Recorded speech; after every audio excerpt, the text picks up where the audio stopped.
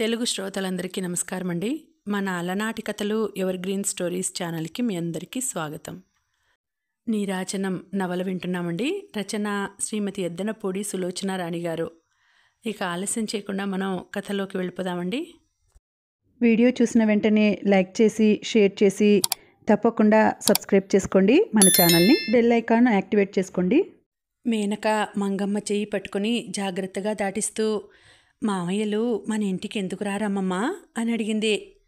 రారే అమ్మా, రారు. ఎందుకు వస్తారు? అంతా నా కర్మ.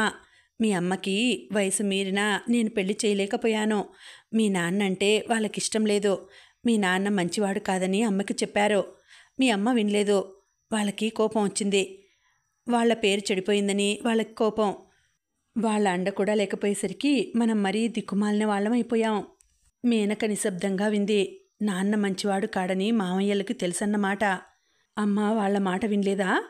మేనకకి ఆ క్షణంలో మామయ్యలంటేనే ఇష్టం ఏర్పడింది. మామయ్యలు మంచివాళ్ళు, అందుకే నాన్న చెడ్డతనం కనిపెట్టేసి అమ్మకి చెప్పారు కాబోలు. మంగమ్మ నిట్టూర్చింది. ఏమిటోనే తల్లి, అదంతా ఒక కథ. నువ్వు చిన్నపిల్లవి, చెప్పినా నీకు అర్థం కాదు అంది. మేనక అమ్మమ్మతో వెళ్ళేసరికి పెద్ద మేనమామ అయిన బుచ్చిరాజు ఇంట్లోనే ఉన్నాడు. లోపలి ఆవరణలో అరుగు మీద కూర్చొని స్టీలు ప్లేట్లో ఉప్మా పెట్టుకు తింటున్నాడు. బుచ్చిరాజు భార్య కృష్ణవేణి పంపు దగ్గర గ్లాసులు కడుగుతోంది. మంగమ్మ రావటం చూసి ముఖం చిట్లించి చూడనట్టే లోపలికి వెళ్ళింది. మంగమ్మను చూసి బుచ్చిరాజు ముఖం గంటు పెట్టుకున్నాడే తప్ప పలకరించలేదు. వచ్చిన వాళ్ళు తనకి సంబంధం లేనట్లుగా తలదించుకొని ఉప్మా తినసాగాడు. మంగమ్మ తనే అక్కడున్న పంపు దగ్గరకు వెళ్ళి కాళ్ళు కడుక్కొని కాసిన నీళ్లు మేనక కాళ్ల మీద పోసి వస్తూ, ఏరా నాయనా, బాగున్నావా అంటూ పలకరించింది. బుచ్చిరాజు ఉప్మాలో జీడి పలుకులు ఏరి నోట్లో వేసుకుంటూ, బాగానే ఉన్నాను. ఏమిటి ఇట్లా దయచేశావు అన్నాడు. ఆ పలకరింపులో హేళన, ఎత్తిపుడుపు ఉన్నాయి. నిన్ను, కోడల్ని, పిల్లల్ని చూసి చాలా రోజులైంది. ఒకసారి చూడాలని గాలి తిరిగింది. చూసిపోదామని వచ్చాను. ఏమిటోరా నాయనా, నాకు మీరు తప్ప ఎవరున్నారు చెప్పు? ఎవరూ లేకపోవటమేం? మీ అల్లుడు ఉన్నాడుగా వెటకారంగా అన్నాడు. ఉన్నాడు. ఆయన సరిగ్గా చూస్తే నాకీ తిప్పలెందుకు? కోడలెక్కడా? అంత క్రితం ఆవిడ లోపలికి వెళ్ళటం చూడనట్టే అడిగింది. లోపల ఉంది. ఇదిగో ఏమేవ్, మీ అత్తగారు వచ్చింది అంటూ కేక పెట్టి ఖాళీ చేసిన ఉప్మా ప్లేటు క్రింద పెట్టి, మంచినీళ్ళేవే అంటూ లోపలికి వెళ్ళాడు. లోపల నుంచి కృష్ణవేణి రాలేదు. లోపలికి వెళ్ళిన బుచ్చిరాజు కూడా బయటికి రాలేదు. మంగమ్మ నిల్చున్న మేనకని కూర్చోమని సైగ చేసింది. అక్కడ పిల్లలు ఆడుకుంటున్నారు. ఒక అబ్బాయి చక్రాల సైకిల్ తొక్కుతున్నాడు. ఇంకో కుర్రాడు చైనీస్ చక్కర్ పేరుస్తున్నాడు. దాదాపు మేనక వయసే గల అమ్మాయి కూర్చొని సన్నజాజి మొగ్గలు గుచ్చుకుంటోంది. ఇదిగో కావుడు, ఇలారా. లోపల నుంచి కృష్ణవేణి కేక వేసింది. నేను రాను, పూలు గుచ్చుకుంటున్నాను. కావుడు సమాధానం చెప్పింది. లోపల నుంచి కృష్ణవేణి వచ్చింది. ఆవిడని చూడగానే మంగమ్మ, బాగున్నావా కోడలా అంటూ పలకరించింది. ఆవిడ ఆ మాట విన్నట్లే వెళ్ళి కూతురు రెక్కపుచ్చుకొని లాగుతూ, ఓవల్టీన్ తాగుదువుగాని రా అంటే రావేమిటి? చల్లారిపోవటంలా అంటూ లోపలికి ఈడ్చుకుపోయింది. మిగతా పిల్లలు కూడా వెళ్ళారు. ఇంతలో ఒక నడి వయసు ఆయన వచ్చాడు. ఆయన వెంట ఒక లావాటి ఆవిడ కనకాంబరాలు పెట్టుకుని పట్టుచీర కట్టుకుని ఉంది. బుచ్చిరాజు అని పిలిచాడు. లోపల నుంచి బుచ్చిరాజు ఎవరు అంటూ వచ్చాడు. ఆయనను చూడగానే అతని ముఖం ఆనందంతో వెలిగింది. మీరా, రండి రండి. ఈరోజు మేం లేచిన వేళ ఎంత మంచిది, మీ దర్శన భాగ్యం లభించింది అంటూ, ఇదిగో ఏమేవ్, ఎవరొచ్చారో చూడు అంటూ కేక పెట్టాడు. కృష్ణవేణి లోపల నుంచి వచ్చింది. పట్టుచీర కట్టుకున్న ఆవిడని చూడగానే ఆమె ముఖం చాటంత అయింది. రాపిన్ని, ఊరి నుంచి ఎప్పుడొచ్చావు అంటూ ఎదురు వచ్చి చేతులు పట్టుకొని లోపలికి తీసుకువెళ్ళింది. అందరూ లోపలికి వెళ్ళారు. వాకిట్లో అరుగు మీద మంగమ్మ కూర్చుంది. ఎంతోసేపైంది. మేనకకి చాలా చిరాకు, కోపం కలిగించినాయి. వెళ్ళిపోదాం రా అమ్మమ్మ అంది. వెళ్దాం ఉండు. వాళ్ళెవరూ మనతో మాట్లాడడం లేదుగా. అట్లా అభిమానపడే రోజులా మనవి. కూర్చో, చిరాకు పడకు. చేయి పట్టి గుంజింది. మేనక తప్పనిసరిగా కూర్చుంది. ఎదురుగా గ్రిల్ వరండాలో నుంచి లోపలి గదిలోకి, వంటింటి నుంచి కృష్ణవేణి పిల్లలు వచ్చిన వాళ్ళకి పలహారాలు, కాఫీలు ఇవ్వటం కనిపిస్తూనే ఉంది. వారు వద్దన్న కొసరి కొసరి బలవంతం చేసి తినిపిస్తున్నారు. వారంతా సందడిగా హడావిడిగా నవ్వుతూ తుళ్ళుతూ కబుర్లు చెప్పుకుంటున్నారు. మంగమ్మ నడుం పీకుతుందని అరుగు మీద కొంగు పరుచుకొని తల క్రింద చేయి పెట్టుకుని పడుకుంది. వెళదామమ్మమ్మ, మేనక మళ్ళీ అంది. ఉండు, మామయ్య కోసం ఎవరో వచ్చారుగా, వాళ్ళు వెళ్ళిన తర్వాత మాట్లాడి వెళ్ళిపోదాం. చీకటి పడుతోందిగా. పడని, మనకేం, చీకటి అవని అర్ధరాత్రి గాని మనకేం భయం? దొంగలెత్తుకుపోవడానికి మన దగ్గర ఏమున్నాయని. ఇంట్లోంచి పిల్లలు వచ్చారు. వాళ్ళు అరటిపళ్ళు తింటున్నారు. పండు ఒలిచి తొక్కలు మేనక మీద గిరాటేశారు. తప్పు, అలా చేయకూడదమ్మా అంది మంగమ్మ. పోవే ముసలి కోతి అన్నాడు పిల్లాడు. మేనక చెయ్యెత్తి చటుక్కున ముందుకు వెళ్ళబోతుంటే మంగమ్మ లేచి గబాలన గౌను పట్టి లాగింది. తప్పమ్మా, ఏమీ అనకు, వాళ్ళ ఇంటికి వచ్చాం మనం. వస్తే మర్యాదగా మాట్లాడనవసరం లేదా? మేనక ఎర్రబడిన కళ్ళతో అంది. ఆ కుర్రాడు ఇంకా రెచ్చిపోయినట్టుగా వచ్చి మేనక జడపట్టి లాగి పరిగెత్తాడు. పిల్లలకి మంచి హుషారు వచ్చేసింది. మేనక గౌనుని వెక్కిరించసాగారు. మంగమ్మ వాళ్ళని బ్రతిమలాడి మేనకని తీసుకువెళ్ళి తన దగ్గర గట్టిగా పట్టుకుని కూర్చుంది. లేకపోతే మేనక వాళ్ళని చితకబాది వచ్చేసేదే. గంట అయిన తర్వాత వాళ్ళు యువతలకి వచ్చారు. బుచ్చిరాజు వారిని పంపి యువతలకు వచ్చాడు. అతన్ని చూస్తూ మంగమ్మ లేచి, ఇంక ఇంటికి వెళ్తాన్రా అబ్బాయి అంది. మంచిది, వెళ్ళిరా అన్నాడు. ఒరే అబ్బాయి, ఒక 25 ఉంటే సర్దరా, ఇంట్లో బొత్తిగా బియ్యం లేవు. మంగమ్మ కంఠం అంతా ఏమైందో అతి మెల్లగా అడిగింది. రూపాయలా? ఆ మాట వినగానే బుచ్చిరాజు మండిపడ్డాడు. మా దగ్గర పాత్ర వేసి ఉందనుకున్నావా? నన్ను అడగవద్దని, మా గుమ్మం ఎక్కవద్దని ఎన్నిసార్లు చెప్పానో? అది కాదురా, బొత్తిగా పిల్లలిద్దరూ కూడా 2 రోజుల నుంచి పస్తులే పడుకుంటున్నారు. ఆ సోదంతా నీకెందుకు? ఎవరినడిగి కన్నది పిల్లల్ని? ఉన్నాడుగా మొగుడు, వెళ్ళి జుట్టు పట్టుకొని తెచ్చుకోమను. దానికి అన్ని తెలివితేటలుంటే ఈ కాపురానికి గతి పట్టేదే కాదు. తెలివితేటలు లేక కాదు, ఖండకావరం. అప్పుడు కన్ను మిన్ను కనిపించలేదు, ఇప్పుడు కళ్ళపొరలు దిగినాయి. ఇంతలో అక్కడికి బుచ్చిరాజు తమ్ముడు గవర్రాజు వచ్చాడు. అతని జుట్టు కాస్త పొడుగ్గా ఉంది. కారాకిళ్ళీతో నోరు ఎర్రబడి ఉంది. నొక్కులు జుట్టు ఎగదువాడు. సిల్కులాల్చి ధరించి పంచె కట్టుకున్నాడు. మనిషిని చూడగానే కులాసా పురుషుడని తెలుస్తోంది. అన్నయ్యా అంటూ వచ్చిన అతను అక్కడ మంగమ్మని చూడగానే, ఈ శాల్తీ ఇక్కడ చేరిందేమిటి అన్నాడు. డబ్బు కావాలట, వచ్చింది, నీ దగ్గరుంటే ఇవ్వు అన్నాడు. నేనా? ఖాళీ జేబులు చూపించి నవ్వాడు. నా జేబులు ఖాళీ అన్నాడు. వదినా, కాస్త వేడివేడి కాఫీ పొయ్యి అంటూ కేక పెట్టి వచ్చి మంగమ్మ పక్కన కూర్చుని మేనక బుగ్గ మీద చిటికేసి, దీనికి ఎన్నేళ్లే పిన్ని అన్నాడు. 9 నిండుతోందిరా అంది మంగమ్మ. త్వరగా పెద్ద మనిషి అవమనవే, నేను పెళ్లి చేసుకుంటాను. నీ కోడలు గవిడి గేదెలా ఊరుతోందే తప్ప పిల్లల్ని కనటం లేదు. కోడలేదిరా? లేదు, పుట్టింటికి వెళ్ళింది. అది 10 నెలలు పుట్టింట్లోనే ఉంటుందిగా అన్నాడు. గవర్రాజుకి పిల్లల్లేరు. ఎవరైనా డాక్టర్కి చూపించలేకపోయావట్రా అంది మంగమ్మ. చూపించాను, దానికి పిల్లలు పుట్టరు, ఇంకో దాన్ని తెచ్చుకో అన్నారు అంటూనే మేనక చేయి పట్టి ఒళ్ళోకి లాక్కొని బుగ్గల మీద ముద్దులు పెట్టుకుంటూ, ఏమే, నువ్వు నాకు పిల్లల్ని కంటావా? నీలాంటి సన్నటాలు అంటే నాకిష్టమే. మేనక అతని చేతుల్లో చేపలా గిలగిలలాడింది తప్ప విడిపించుకోలేకపోయింది. దానితో ఏమిట్రా నీకు పరాచకాలు, ముక్కుపచ్చలారని పిల్ల. మంగమ్మ బలవంతంగా మేనకని విడిపించింది. అబ్బబ్బా, ఇది పిల్ల కాదే బాబు, బ్రహ్మరాక్షసి. నా ఒళ్ళు చూడు ఎలా రక్కిందో ఘాట్లు చూపిస్తూ అన్నాడు రోషంగా చూస్తూ. దూరంగా వెళ్ళి నిలబడిన మేనకని చూసి, గుర్తుపెట్టుకుంటానే, వడ్డీతో సహా అప్పజెపుతాను అన్నాడు.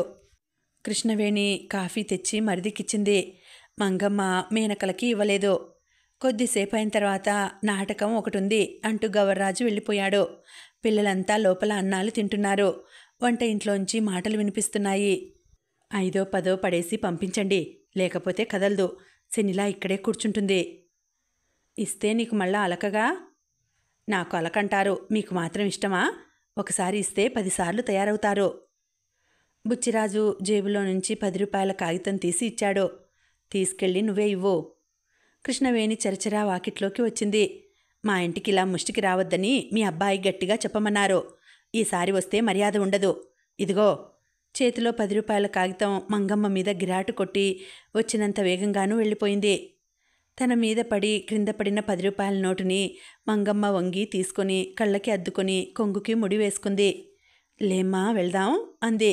మేనక లేచింది. వెళుతున్నారా అబ్బాయ్ అంది. మంచిది వెళ్ళిరా.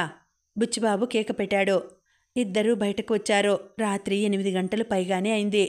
నడుస్తుంటే మంగమ్మ కళ్ళ నుండి నీళ్లు జారసాగినాయి. తుడుచుకుంది. ఎందుకమ్మమ్మా ఏడుస్తున్నావు అంది. ఒక్కో మనిషి ఎన్ని బ్రతుకులు బ్రతుకుతారో చూస్తున్నానే అమ్మా. గుక్కెడు కాఫీ నీళ్లు మనకిస్తే ఏమవుతుందో చెప్పు. నేనా వయసులో ఉండగా 6 గొడ్ల పాడి చేశాను. ఇంటికి వచ్చిన వాళ్ళకి మీగడ పెరుగు లేకుండా అన్నం పెట్టాలంటే నాకు అవమానంగా అనిపించేది. అలా బ్రతికిందాన్ని ఈరోజు ఇలాంటి విదిలింపులు తింటున్నాను. ఒక్కసారి ఆలోచిస్తే ఇవన్నీ పడుతున్నది నేనా లేక నా ప్రేతమా అనిపిస్తుంది. మేనక మౌనంగా ఉండిపోయింది. మంగమ్మకి పీక్కుపోయిన మేనక ముఖం చూస్తే కడుపు తరుక్కుపోయింది. ఎలా పెరగాల్సిన పిల్లలు. మేనక ఆకలిని ఎంత మొండిగానో భరిస్తుంది. ఈ పిల్లల్లో ఎంత సహనం ఉంది అనుకునేది మంగమ్మ. ఆకలిస్తుందా నాన్నా? మేనక తల ఊపింది. మంగమ్మ అక్కడ దుకాణం దగ్గర ఆగి మరమరాలు కొంది. మరమరాలు అయితే చౌక, తినటానికి చాలాసేపు వస్తాయి. అదే బిస్కెట్ అయితే ఖరీదు ఎక్కువ, ఊరికినే అయిపోతాయి. మరమరాలు తిని సోడా తాగి మళ్ళీ నడక ప్రారంభించారు. మంగమ్మ ఉత్సాహంగా నడవసాగింది. ఎందుకంటే కొంగున ఇప్పుడే కోమటి దుకాణంలో కొన్న బియ్యం, పప్పు కూరలు ఉన్నాయి. ఆ రాత్రి అన్నం తింటుంటే మేనకకి అన్నంలో అంత రుచి ఎప్పుడూ కనిపించలేదనిపించింది. ఆ విధంగా మంగమ్మ చుక్కానిగా ఆ సంసార నావ దాదాపు 8 సంవత్సరాల పాటు కష్టాల ఆటుపోట్లకు గురవుతూ తేలుతూ కాలసముద్రంలో తేలుకుంటూ వచ్చింది. ఈ 8 సంవత్సరాల్లో మంగమ్మ చేయని పనంటూ లేదు. ఉన్నవాళ్ల ఇళ్లల్లో వంట మనిషిగా కుదిరి కొన్నాళ్ళు, బీడీలు కట్టే కంపెనీలో కొన్ని నెలలు, పచ్చళ్ళు పెట్టేవాళ్ల దగ్గర ఏడాది, అట్లా అనేక రకాలు చేసి ఎక్కడా తన నోటి దురుసుతనం వల్ల స్థిరత్వం లేక అన్నింటినీ పోగొట్టుకుంటూ వచ్చింది. ఈ 8 సంవత్సరాలలో మంగమ్మ చేసిన మంచి పని ఒకటే ఒకటి. ఎవరో అవసరానికి కుట్టు మిషన్ను చౌకగా అమ్ముకుంటుంటే అది అప్పు చేసి కూతురికి కొనిచ్చింది. దానితో శ్రీరంజనికి ఒక వ్యాపకమే కాకుండా ఆ ఇంటి ఖర్చులకి చన్నీళ్లు వేన్నీళ్లుగా డబ్బు కాస్త రాసాగింది. ఆ కుట్టు మిషన్ మీద చేసిన అప్పు తీరే వరకు ఇంటిలో ఎవ్వరూ కంటి మీద నిద్రపోలేదు. 10 పైసలు మిగిలినా దాచి డబ్బాలో పడేసి నెలకి ఇవ్వాల్సిన వాయిదా చెల్లించేవాళ్ళు. శ్రీరంజని స్వతహాగా కుట్టు పని మీద ఉత్సాహం ఉండటంతో గబగబానే నేర్చుకుంది. పట్టుమని 10 క్లాసులకి మహిళా మండలికి వెళ్లకుండానే జాకెట్లు, పరికినీలు కత్తిరించి కుట్టడం నేర్చుకుంది. తల్లికి మేనక, మాధవి కూడా సాయం చేసాగారు.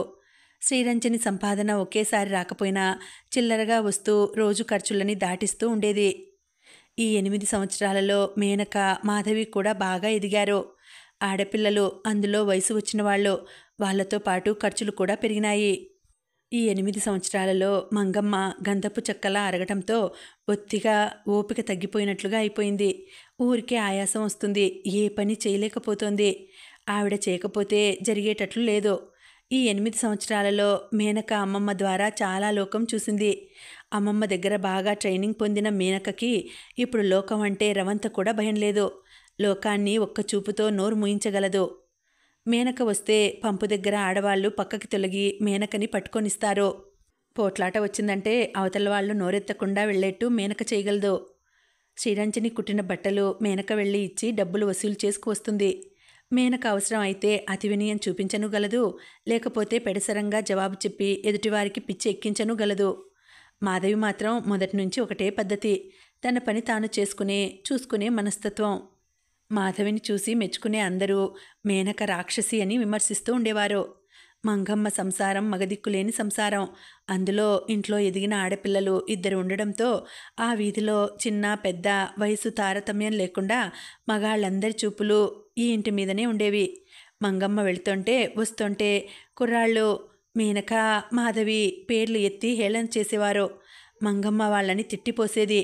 మీకక్కలు చెల్లెళ్ళు లేరట్రా, ఎందుకలా అంటారు అంటే ఆ కొంటె కుర్రాళ్ళు, వాళ్ళంతా ఉన్నారవా, మరదల్లే లేరు. ఊళ్ళో వాళ్ళంతా అమ్మలు, అక్కలు, చెల్లెళ్ళైతే ఇక భార్యలెవరు మాకు అని వెటకారం చేసేవారు. మంగమ్మ పనికి వెళ్ళటం, ఒంట్లో ఓపిక తగ్గడంతో ఇంటి పనంతా మేనక మీదనే పడేది. ఇంటి విషయాలు మగపిల్లాళ్లా చూసుకునేది. శ్రీరంజని మేనకని చూస్తూ ఇది ఏనాడో నాకు మగబిడ్డాయి పుట్టాల్సింది అనుకునేది. మేనక తాము బట్టలు కుట్టే అందరి ఇళ్లలో వాళ్లతో జాగ్రత్తగా మాట్లాడి మంచితనం సంపాదించుకునేది. మంగమ్మకి ఇప్పుడు అహర్నిశలు పిల్లలకి పెళ్ళి ఎలా చేయాలా అన్నదే ధ్యాస.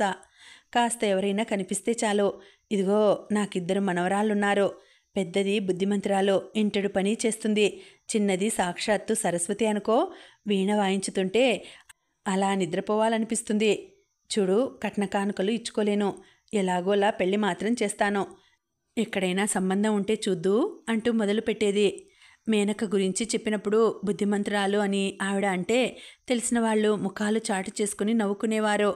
వాళ్ల నవ్వుల్ని మంగమ్మ వీసమంతా కూడా లక్ష్య పెట్టేది కాదు. పిల్లలు పెద్దయిన తర్వాత పెద్ద మేనమామ కాకపోయినా చిన్న మేనమామ చీటికి మాటికి ఇంటికి వచ్చేవాడు. మంగమ్మ అతని రాకకి సంబరపడేది. ఒరే అబ్బాయి, నువ్వు కాస్త మమ్మల్ని కనిపెట్టి చూడాలిరా అనేది. దానికేముందే పిన్ని, నా దగ్గర డబ్బు లేక ఇలా చూస్తూ ఊరుకున్నాను గాని, డబ్బుంటే అన్నయ్యలా పీనాసిలా వదిలేసి ఊరుకునేవాడినా, నా దగ్గరకు తీసుకెళ్ళి పెట్టుకునేవాడిని అనేవాడు. మంగమ్మ పొంగిపోయేది. మేనకకి మాత్రం గవర్రాజును చూస్తే గొంగలి పురుగులు పాకినంత కంపరంగా ఉండేది. అతని నవ్వులు మాటలు మహా చిరాగ్గా ఉండేవి. అతను వస్తే ఒక పట్టాన వెళ్ళేవాడు కాదు. మంగమ్మ పెట్టిన భోజనం తిని మంచం ఎక్కి కూర్చొని, ఒసే మిన్నో, ఆ తలగడ ఇటు తెచ్చివు అనేవాడు. మేనక మాట్లాడేది కాదు, తనకి వినిపించనట్టే ఊరుకునేది. నిన్నేనే, వినిపించలేదా? చెవుల్లో చెట్టు మొల్చాయా? తీసుకురా ఆజ్ఞాపించాడు. కావాలంటే వెళ్ళి తీసుకో. గ్లాసులు సర్దుతున్న మేనక వెనక్కి తిరిగి చూడకుండా అంది. ఏమిటే ఆ పొగరు, నేనెవరో తెలుసా? లేచి వస్తూ బెదిరించాడు. తెలియకేం, నాటకాలు రాయుడివి, బోదురు కప్పలా అరిచే కృష్ణుడివి. ఏమన్నావే? అమ్మమ్మ ప్రాణం తీస్తే మొన్న వచ్చాను గాని మీ నాటకం చూడ్డానికి. నువ్వు వేసిన ఆ కృష్ణుడి పాత్ర చూసిన తర్వాత ఆ పేరంటేనే వాంతి వస్తోంది. పిన్ని, చూశావా దీని వాగుడు? దాని మాటకేంరా, దిండు నేనిస్తా ఉండు. ఒసేయ్, నేనెవరో తెలుసా? రెట్టించాడు. ఎవరేమిటి? నీకు నీ చెల్లెలికి కాబోయే మొగుణ్ణి. ఛట్, పో అవతలికి. మేనక తిరస్కారంగా అసహ్యంగా కంపరంగా చూసింది. ఎక్కడికి పోతానే, ఇక్కడే ఉంటాను, ఇల్లరికం వస్తాను, మీ ఇద్దరి అక్క చెల్లెళ్ళని నేనే చేసుకుంటాను. ఏం, మీ అమ్మ నాకంటే మంచి మొగుడిని తెస్తుందా? డబ్బు ఖర్చు పెట్టి మీకు పెళ్లి చేయటానికి ఎవరున్నారే ఇక్కడ? మీ అబ్బా, మీ తాత? మిమ్మల్ని ఎవరు చేసుకుంటారే అసలు? మీ ఇద్దరికీ ఎట్టాగు నేనే గతి. ఒకళ్ళు నా కాళ్ళు పిసుకుతూ ఇంకోళ్ళు పక్క వేస్తూ నా దగ్గరే పడి ఉందిరుగాని. అతని మాట పూర్తి కానేలేదు. మేనక చేతిలో నుంచి గ్లాసు ఎగిరి వచ్చి ఠంగున అతని నుదుటికి తగిలి క్రింద పడింది. అబ్బా! ప్రాణం ఎగిరిపోయినట్లు కాగా తల పట్టుకున్నాడు.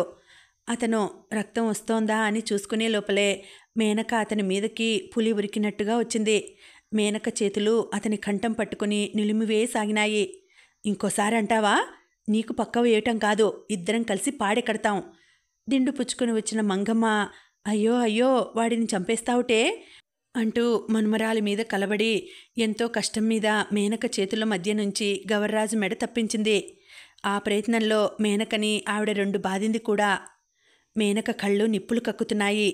అరిచేతులు గుప్పెట్లుగా బిగుసుకున్నాయి.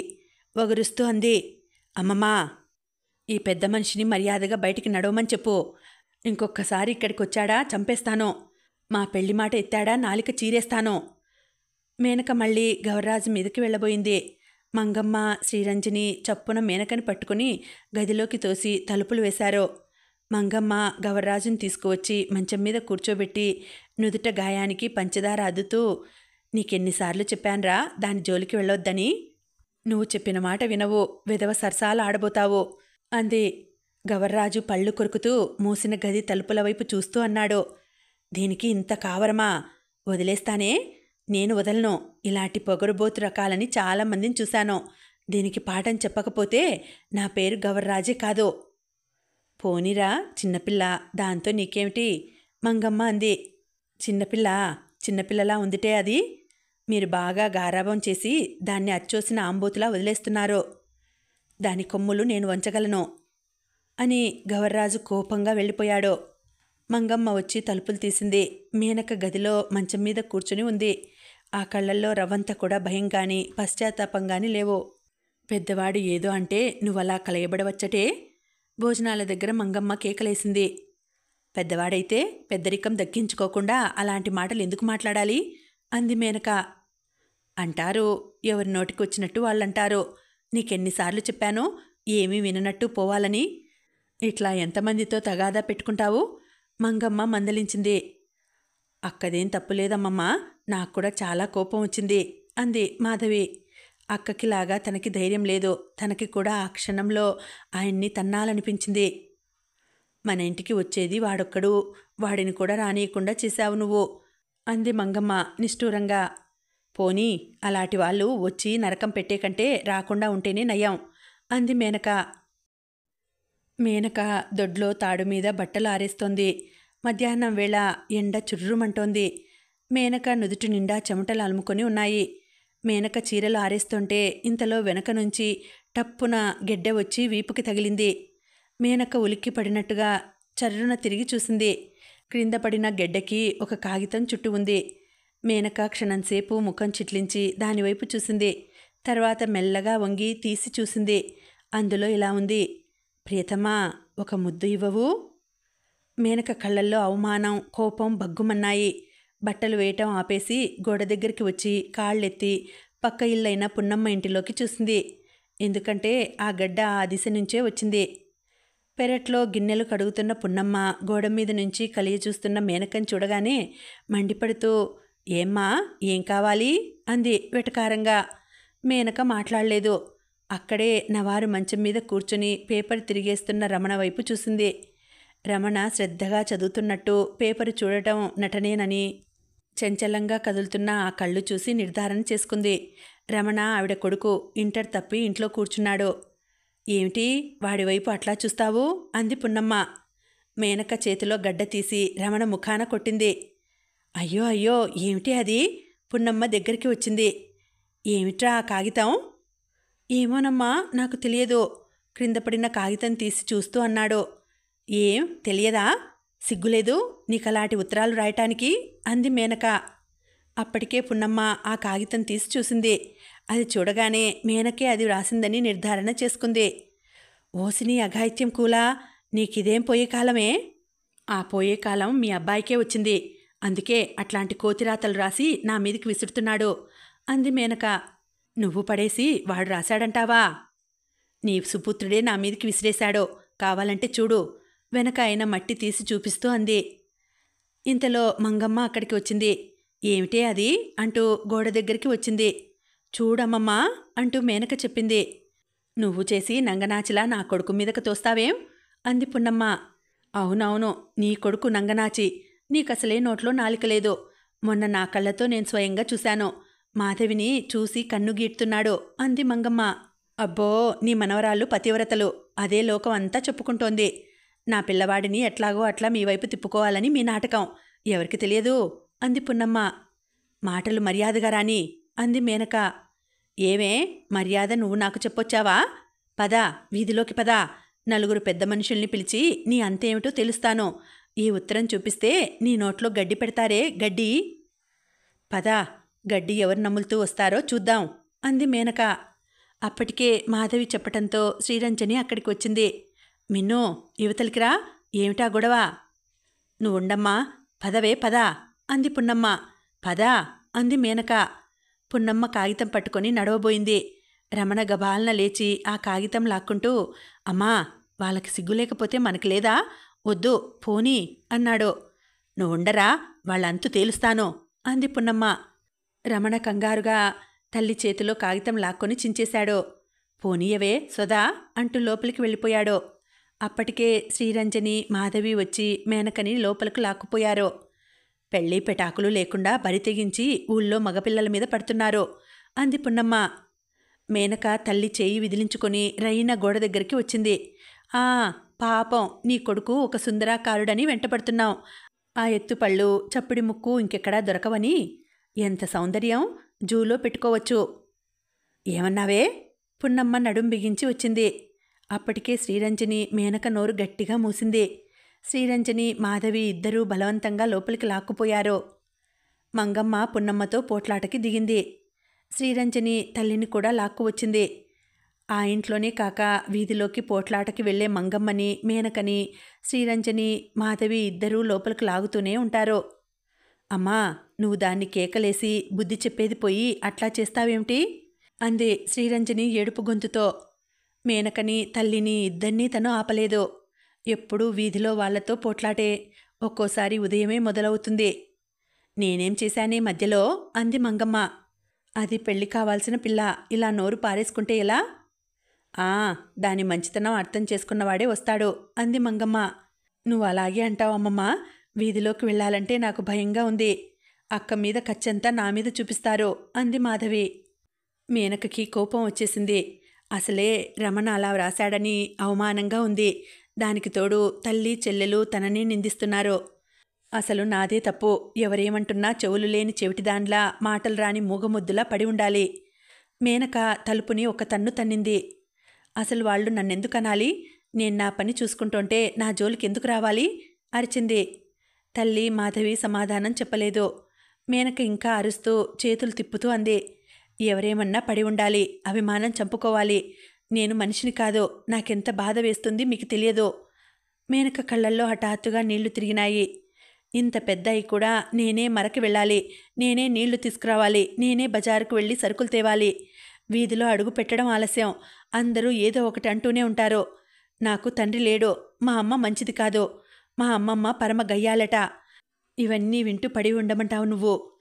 మేనక తల్లి వైపు తిరిగింది. నువ్వు చిన్నప్పుడే నా నాలిక ఎందుకు కత్తిరించలేదు? నోట్లో నాలిక ఉండగా జవాబు చెప్పకుండా ఉండటం నా వల్ల కాదు. మేనక తలుపుని విసురుగా తోసి గదిలోకి వెళ్ళి మంచం మీద పడి ఏడవసాగింది. అందరూ ఎప్పుడూ నన్ను హేళన చేస్తారెందుకు? నేనేం చేశానని? ముల్లులా మాటలు విసురుతారు. అన్నీ భరించాలి. జవాబు చెప్పకూడదు. నా తరపున ఒక్కరూ వాళ్ళని ఏమీ అనరు. నేను కూడా అనకూడదట. మహా చెప్పొచ్చారు. దిండులో ముఖం దాచుకుని ఏడవసాగింది. ఆ సాయంత్రం మేనక కూరలు తీసుకురావటానికి అల్లిక బుట్ట తీసుకుని బజారు వెళ్ళటానికి బయలుదేరుతుంటే శ్రీరంజని ఒక కాగితంలో 2 జాకెట్లు పెట్టి పొట్లం చుట్టి తెస్తూ, ఇవి కూరలు తీసుకుని వచ్చేటప్పుడు భాగ్యమ్మ గారికి ఇచ్చిరా అంది. భాగ్యమ్మగారెవరు? అంది మేనక పక్క పిన్ను చెవి పక్క జుట్టు వదులుగా చెంపమీదికి జారకుండా బిగిస్తూ. భాగ్యమ్మగారు తెలియదటే. సుబ్బరామయ్య గారింట్లో కొత్తగా అద్దెకి వచ్చారు అంది శ్రీరంజని. సుబ్బరామయ్య గారు కాలేజీలో ప్రిన్సిపాల్గా పనిచేస్తున్నారు. ఆయన భార్య కూడా లెక్చరర్ చేస్తోంది. వాళ్ళ వంట మనిషి 2 నెలలు ఊరు వెళితే మంగమ్మని పెట్టుకున్నారు. వాళ్ళ ఇంట్లో అద్దెకి వాటాలున్నాయి. చిన్న ఇల్లు అయినా పూల మొక్కలతో చాలా అందంగా వసతిగా ఉంటుంది. వాళ్ళెవరో నాకు తెలియదు. అమ్మమ్మని పంపు అంది మేనక. అమ్మమ్మకి నడుం నొప్పిగా ఉందట. పడుకుంది, లేవలేదు. కాస్త నువ్వు వెళ్ళిరా. ఏమో బాబు, తెలియని వాళ్ళ దగ్గరికి ఎలా వెళ్ళాలి? ఇందులో తెలియాల్సినంత గొప్ప పనే ఉంది. వెళ్ళి ఈ జాకెట్లు చూపించి మంగమ్మ మనవరాలనండి అను. అంతే, ఆవిడకే తెలుస్తుంది. జాకెట్లు తీసుకుని డబ్బులు ఇస్తుంది. తీసుకురా. ఎంత? ఈ రెండింటికి 5 రూపాయలు. మనకి అంతకుముందు ఇంకా 8 రూపాయలు ఇవ్వాలి. మేనక అవి తీసుకుంది. మేనక బయట పని ఎంత చేయమన్నా చేస్తుంది. కానీ కొత్త వాళ్లతో మాట్లాడడం అంటే మహా ఇబ్బందిగా ఫీల్ అవుతుంది. వెళ్ళబోయే ముందు మాధవి దగ్గరికి వచ్చి, మధు, నువ్వు కూడా నాతో రారాదుటే అంది. వీణ తుడుస్తున్న మాధవి, నేనా? అంది ఖచ్చితంగా. నువ్వేమో ఇంట్లోంచి రాజకుమార్తెలా బయటకు కదలవు. అన్ని పనులు నేనే చేయాలి. మేనక కాళ్ళు బాదుకుంటున్నట్లుగా నడుస్తూ సనుక్కుంటూ బయలుదేరింది. మేనక వీధిలోకి రాగానే కొన్ని మంచి లక్షణాలతో ప్రవర్తిస్తుంది. సిగ్గుపడుతున్నట్టుగా కాస్త, కొంచుకుపోయినట్లుగా కాస్త కాకుండా నిటారుగా నడుస్తుంది. ఎవరేమన్నా తిరిగి చూడదు. ఎంతో కోపం వస్తే తప్ప జవాబు చెప్పదు. పమిట కొంగు జడ క్రింద నుంచి భుజం మీదుగా ముందుకి కప్పుకొని కూరల బుట్టని చేతికి తగిలించుకొని వీధిలో నడుస్తున్న మేనక చేతిలో కాగితం పొట్లం చూసుకుంది. తల్లి ఇట్లా సంపాదించే 5-10 ఇంటి ఖర్చులకి ఎంతో ఉపయోగపడుతున్నాయి. సుబ్బరామయ్య గారి ఇల్లు మెయిన్ రోడ్డు అటువైపుకి దాటిన తర్వాత ఎడంవైపు 2వ సందు. మేనకకి సందు మొదట్లోనే కూరల బండి ఎదురవటంతో అతని దగ్గర తనకు కావలసిన కూరలు కొనేసింది. అక్కడ కొత్తగా ఇల్లు ఒకటి కడుతున్నారు. మేనకకి కొత్తగా కట్టే ఇళ్ళని చూస్తే ఎంతో ఇష్టం. అవి ఇల్లులా కనిపించవు. మనిషి భవిష్యత్తుని పకడ్బందీగా నిర్మించుకుంటున్నట్టుగా ఉంటుంది. అలా కడుతున్న ఇళ్ళని చూసినప్పుడల్లా తమ ఇల్లు గుర్తుకు వస్తుంది. ఇల్లు గుర్తుకు రాగానే మేనక గుండెల్లో నుంచి బాధాపూరితమైన నిట్టూర్పు ఒకటి గాఢంగా చీల్చుకొని వస్తుంది. ఆ చిన్న ఇంటిలో గాలి వెలుతురు తక్కువే. పాత పెంకుటిల్లు. వంట ఇల్లు అంతా కురుస్తుంది. ఇంటాయన బాగు చేయించమంటే మీరిచ్చే అద్దెకి రిపేర్లు కూడానా అంటూ వెటకారం చేస్తాడు. ఆయనకి తమని ఆ ఇంట్లో నుంచి ఖాళీ చేయించాలని, తాము ఖాళీ చేయమని ఈ యుద్ధం 4 ఏళ్లుగా జరుగుతోంది. మంగమ్మ వంట చేసేటప్పుడు ఒక ప్లీడర్ గారితో పరిచయమైంది. ఆయన ఇంటాయనని పిలిచి ఇల్లు ఖాళీ చేయమంటే కోర్టుకు వెళ్తారు జాగ్రత్త అని బెదిరించాడు. ఇంటాయనకి చాలా కోపం వచ్చింది. ఇల్లు బాగు చేయించడం మానేశాడు. మేనకకి ఒక్కసారి ఇది గుర్తుకు వస్తే దిగులు వేస్తుంది. డబ్బులేమి మనిషిని ఎట్లా మార్చేస్తుంది కదా. అదే తమ దగ్గర డబ్బు ఉంటే ఆయనతో మాటలు పడేవారా? గాలి వెలుతురు లేని ఆ ఇంట్లో గబ్బిలాల్లా అలా పట్టుకుని వేళ్లాడేవారా? మేనక వీధిలో నడుస్తుంటే హాయిగా ఉంటుంది. ఎందుకంటే ఆరు బయట హాయిగా ఉంటుంది. గాలి ధారాళంగా వీస్తుంది. వెలుతురుగా ఉంటుంది. ఆ ఇల్లు ముసలాయన చెప్పిన ధరకి కొనుక్కోవాలని ఒక్కోసారి ఎంతగానో అనిపిస్తుంది. కానీ 3,000 చెబుతున్నాడు. అమ్మో, 3,000! ఇంటిలో తమ అందరినీ కలిపి తాకట్టు పెట్టినా 30 రూపాయలు రావేమో. మేనక నడుస్తూనే ఇంటి విషయం గురించి ఆలోచిస్తోంది. ఏదో ఒకటి చేయాలి. ముసలాయన ఎన్నాళ్ళు ఊరుకుంటాడు? ఆయన ఎక్కువగా ఊర్లో ఉండడు కాబట్టి ఆయన తాకిడి తమకి తగలటం లేదు. ఆడవాళ్ళు అని కూడా సగం వదిలేస్తున్నాడు. ఏ రౌడీలనో ఇంటి మీదకి పంపితే తమ గతి ఏమిటి? త్వరగా ఏదో ఒకటి ఉపాయం చూడాలి. మేనక ఎక్కడ ఏ పని చేస్తున్నా ఇంటి విషయాలని గురించిన ఆలోచనలే. ఆమె వయసు పట్టుమని 18 సంవత్సరాలు లేకపోయినా ఆ కళ్ళల్లో తొలి యవ్వనపు కలలకి బదులు జీవితం పట్ల జాగరూకత, నిశిత దృష్టి, ఆందోళన ఇవే కనిపిస్తాయి. మంగమ్మ పెద్దది అవటంతో ఆ ఇంటి భారం మెల్లగా మేనక లేత భుజాల మీద ఒరిగింది. ఎంతసేపు ఇంటిని గురించిన ఆలోచనలే. ఇంట్లో బియ్యం లేకపోతే తెచ్చే మార్గం మేనకే చూడాలి. మేనక ప్రవర్తనలో, ఆలోచన ధోరణిలో మగపిల్లవాడి బాధ్యత, మనస్తత్వం, తెగింపు స్పష్టంగా కనిపిస్తాయి. ఇంటిలో మిగతా ముగ్గురు ఏదైనా ఇబ్బంది వస్తే మేనక చూసుకుంటుందిలే అనుకుంటారు. మేనక ఉందిగా అనే నిశ్చింత వాళ్ళకి. మేనకకి ఆ ఇల్లు లేకపోతే ఏమైపోతాననే భయం, ఆందోళన చాలా ఎక్కువ. ఎక్కడైనా 3,000, ఒక్క 3,000 సంపాదించి ఆ ఇల్లు కొనుక్కుంటే ఆ ఊహే మేనకకి ఒళ్ళు పులకించేలా చేసింది. తనకి అంత అదృష్టం ఉందా? 3,000 అంటే మాటలా? ఛట్! తను ఆకాశానికి నిచ్చెన వేస్తోంది. మేనకకి దిగులుగా అనిపించింది. ఈ ప్రపంచంలో ప్రతి మనిషికి ఏమున్నా లేకపోయినా నాది అనే ఒక చిన్న ఇల్లు ఉండి తీరాలి. పక్షులు సైతం గూళ్ళు కట్టుకుంటాయే.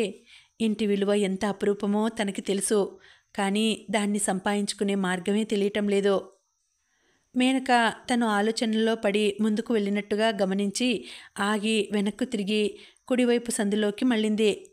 అక్కడ రోడ్డు వేస్తున్నారు. అక్కడి నుంచి 3వ ఇల్లే సుబ్బరామయ్య గారి ఇల్లు. ఆ ఇంటి ఆవరణలో పెద్ద పొగడ చెట్టు ఉంది. మంగమ్మ వంటకి వచ్చేటప్పుడు వెంట వచ్చిన మేనక అవి ఏరి కొంగు నిండా నింపుకొని వెళ్ళేది. ఇంటిలో మంచం క్రింద, కిటికీల్లో, అలమార్లో ఎక్కడ పడితే అక్కడ పోసేది. మేనక గేటు తెరుచుకొని ఆ ఇంటి ఆవరణలో అడుగుపెట్టింది. సుబ్బరామయ్య గారు ఉండే పెద్ద పోర్షన్ తాళం వేసి ఉంది. పక్క పోర్షన్ దగ్గరికి వెళ్ళింది. దాని తలుపు వేసి ఉంది. మేనక ఆ ఇంటి గుమ్మం దగ్గర నిలబడి కాలింగ్ బెల్ నొక్కింది. వస్తున్నా! లోపల నుంచి ఎక్కడి నుంచో ఒక ఆమె కంఠం వినిపించింది. మేనక నిలబడింది. గోడకి గుమ్మం పక్కనే డాక్టర్ హరికృష్ణ MBBS అని ఉంది.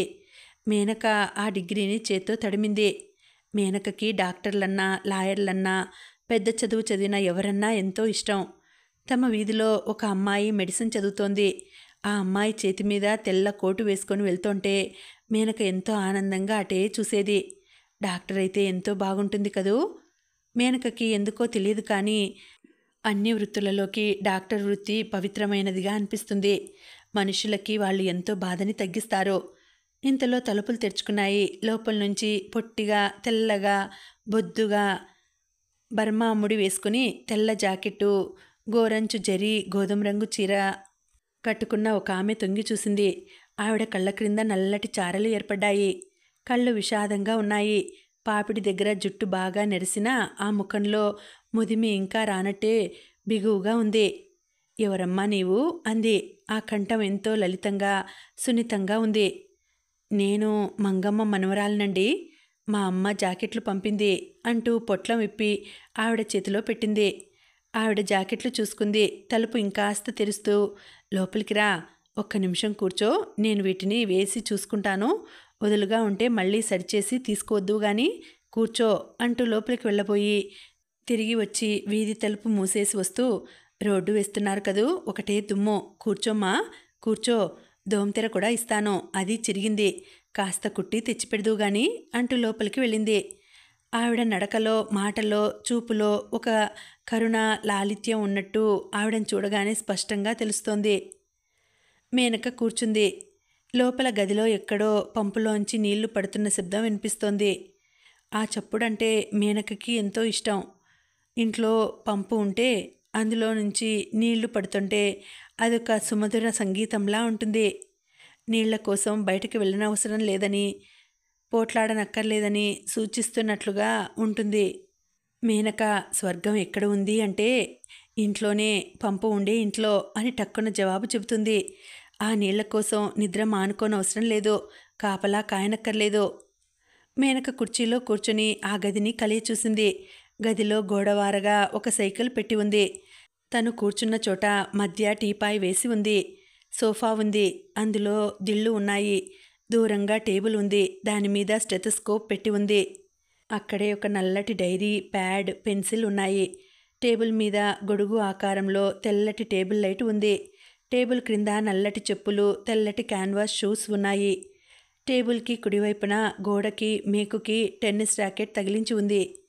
లోపలికి వెళ్లే గుమ్మానికి పైన దాదాపు 16 సంవత్సరాలు వయసులో 2 జడలు వేసుకుని, రిబ్బన్లు పైకి కట్టుకుని, మెడలో ముత్యాల గొలుసు వేసుకున్న ఒక అమ్మాయి ఫోటో ఉంది. మేనక దృష్టి అటూ ఇటూ తారట్లాడి మళ్ళీ టేబుల్ మీద ఉన్న స్టెథోస్కోప్ మీద నిలిచాయి. మేనకకి దాన్ని చూస్తే ఎందుకో గాని చెప్పలేనంత ఇష్టం. ఇప్పుడే కాదు, తమ వీధిలోని అమ్మాయి రోజు తెల్లటి కోటు చేతి మీద వేసుకుని ఆ స్టెథోస్కోప్ పట్టుకొని డాక్టర్ చదవటానికి కాలేజీకి వెళ్తుంటే స్టెథోస్కోప్ ఆకర్షిస్తున్నట్టుగా అనిపించేది. అదొక విచిత్రమైన స్పందన. అలా ఎందుకు అనిపిస్తుందో మేనకకే తెలిసేది కాదు. మేనక గదిని పరీక్షగా చూస్తోంది. ఇంతలో మేనకకి కొద్ది దూరంలో వెనుక వైపున ఉన్న గుమ్మంలో నుంచి ఈలపాట వినిపించింది. మేనక తిరిగి చూసింది. ఆ గుమ్మంలో నుంచి తెల్లగా పొడుగ్గా ఉన్న ఒక యువకుడు ఆ గదిలోకి వచ్చాడు. అతని చేతిలో ఒక మ్యాగజైన్ ఉంది. దాన్ని చూస్తూనే వచ్చాడు. అతను బాత్రూంలో నుంచి స్నానం చేసి వస్తున్నట్టున్నాడు. ఆకుపచ్చ, తెలుపు గళ్ళున్న పెద్ద తువాలు కట్టుకున్నాడు. స్నానం చేయటం వల్ల నుదురు దగ్గర జుట్టు తడిసి చిన్నపిల్లాడిలా ఉన్నాడు. అతను ఈలపాట జోరుగా పాడుతున్నాడు. చేతిలో ఉన్న మ్యాగజైన్ ఆటలకి సంబంధించినట్టుగా అట్ట మీద టెన్నిస్ బ్యాట్ పట్టుకున్న ఒక అతని ఫోటో ఉంది. అతను ఈలపాటని మధ్యలో ఆపి, మమ్మీ, మనం స్నానం చేసేసాం, నా ప్యాంట్, షర్ట్ అని కేకపెట్టి మళ్ళీ ఈల మీద పాట పాడుతూ ఆ పుస్తకం చూస్తూ గదిలో గుండ్రంగా తిరిగాడు. అతన్ని చూడగానే మేనక కుర్చీలో కూర్చున్నదల్లా లేచి నిలబడింది. పుస్తకంలో నుంచి కళ్ళెత్తని అతను మేనక అక్కడుందని గమనించనే లేదు. పుస్తకం చూస్తూనే టేబుల్ అంచున కూర్చున్నాడు. ఏ ప్యాంటు షర్ట్ ఇవ్వనరా? తల్లి బీరువా తెరిచిన శబ్దం వినిపించింది. ఏదో ఒకటి ఇవ్వు. శివరామయ్య గారింట్లో పుట్టినరోజు పార్టీ ఉందట, 8 గంటలకల్లా వచ్చేయి. నేను రాను మమ్మీ, ఆయన కూతురు డ్యాన్స్ చూడమని నన్ను చంపేస్తాడు, అది పరమ బోర్. అతను మళ్ళీ ఈల వేస్తూ పుస్తకం తిరిగేస్తున్నాడు. శరీరం మంచి ఆరోగ్య పటిమతో ఉన్నట్టుగా సమమైన ఆకృతిలో ఉంది. ఒంటి మీద నడుం దగ్గర నుంచి మోకాళ్ల వరకు పెద్ద తువాలు తప్ప ఇంకేమీ ఆచ్ఛాదన లేదు. పచ్చటి ఛాయగల అతని ఛాతీ రోమమయంగా ఉంది. శివరామయ్య గారు నిన్ను రమ్మనమని మరీ చెప్పారా? తల్లి కేక వేసి చెప్పింది. నేను రానంటుంటే? అతను విసురుగా చేతిలో మ్యాగజైన్ టేబుల్ మీద పడేసి వెనక్కు తిరిగాడు. అమ్మా! ఏదో బిగ్గరగా అనబోయిన అతను హఠాత్తుగా ఆగిపోయాడు. 2 గజాల దూరంలో మేనక నిలబడి ఉంది. ఆ అమ్మాయిని చూడగానే అతని కళ్ళు పెద్దవైనాయి. ఆ గదిలో అపరిచిత యువతి ఉందని అప్పుడే తెలుసుకున్న అతను నిశ్చేష్టుడైనట్టు నిలబడిపోయాడు. మీరు అస్పష్టంగా అని తరువాత ఏమనాలో తెలియక భుజాలు కుదిపి ఆగిపోయాడు. అతనికి హఠాత్తుగా తను తువాలు కట్టుకొని అక్కడ నిలబడిన సంగతి గుర్తుకు వచ్చింది. అతని ముఖంలో తొట్టుపాటు, సిగ్గు ముప్పిరిగున్నాయి. మై గాడ్, అతను 2 చేతులు ఛాతీకి అడ్డం పెట్టుకుని ఆడపిల్లలా ఒక కంగలో లోపలికి పారిపోయాడు. మేనక అక్కడే నిలబడింది. అతని తొట్రుపాటు, సిగ్గు, ఆ పారిపోవటం చూసి మేనక పెదవులు చిరునవ్వుతో విచ్చుకున్నాయి. ఎవరమ్మా అమ్మాయి? లోపల అతను అడగటం వినిపిస్తూనే ఉంది. మంగమ్మ మనవరాల్రా, తల్లి చెబుతోంది. ఆవిడ యువతలకి వచ్చింది. జాకెట్లు కాస్త వదులుగా ఉన్నాయి, కాస్త బిగుతు చేయాలి. దోమతెర విప్పిస్తాను, ఒక్క నిమిషం కూర్చోమ్మా, ఇప్పుడే మా వాడిని పంపి వస్తాను అని చెప్పింది. పర్వాలేదండి అంది మేనక కూర్చుంటూ. ఆవిడ లోపలికి వెళ్ళింది. 10 నిమిషాలు అయిన తర్వాత అతను మళ్ళీ యువతలకి వచ్చాడు. ఈసారి అతను తెల్లటి ప్యాంటు, తెల్లటి టెరికాట్ షర్టు, ఇన్షర్ట్ వేసుకుని ఉన్నాడు. జుట్టు నీట్గా ఉంది. అతను ఆ గదిలోకి రాగానే సరాసరి టేబుల్ దగ్గరికి వెళ్ళి పెన్ను, పెన్సిల్ జేబులో పెట్టుకున్నాడు. క్రింద ఉన్న చెప్పులు కాళ్ళకి వేసేసుకున్నాడు. స్టెథోస్కోప్ తీసుకుని మెడ చుట్టూ వేసుకున్నాడు. సైకిల్ దగ్గరికి వచ్చి దాన్ని తీసుకుని బయటకు వెళ్ళాడు. అతను గేటు దాటుతుంటే మేనక అటు చూసింది.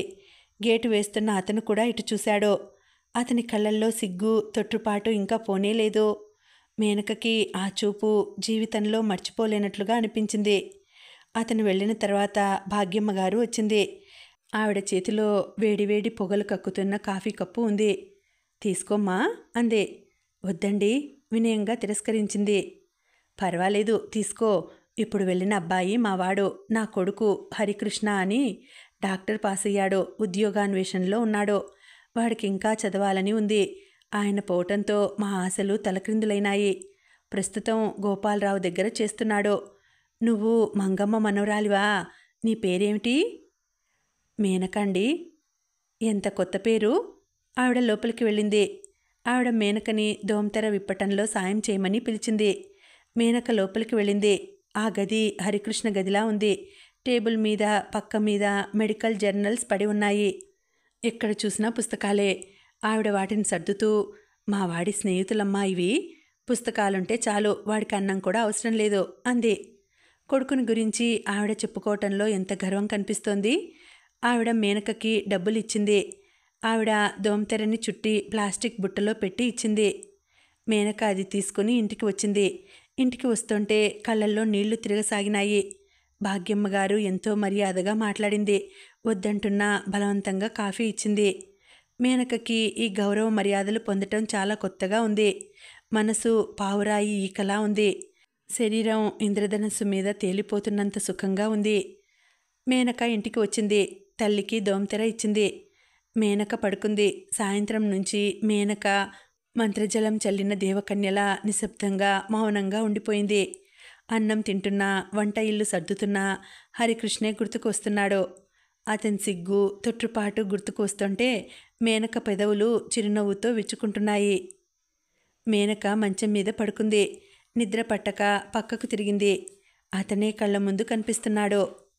మేనక నేల మీద చేత్తో గీతలు గీస్తూ చాలాసేపు మేలుకుండిపోయింది. ఇంకా ఉందండి, కథ కొనసాగుతుంది. మళ్ళీ వచ్చే వీడియోలో తర్వాతి భాగం వినేద్దామండి. అంతవరకు సెలవు. నమస్తే.